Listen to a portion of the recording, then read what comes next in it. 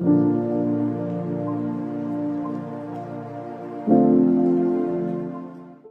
recognition of Domestic Violence Awareness Month, I have created this DIY facial station.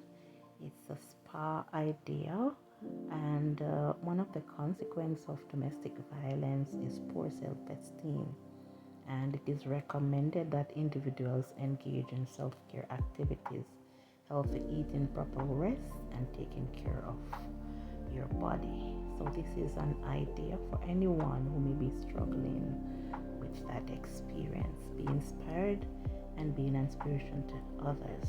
Remember that you are loved and fully known by the Almighty.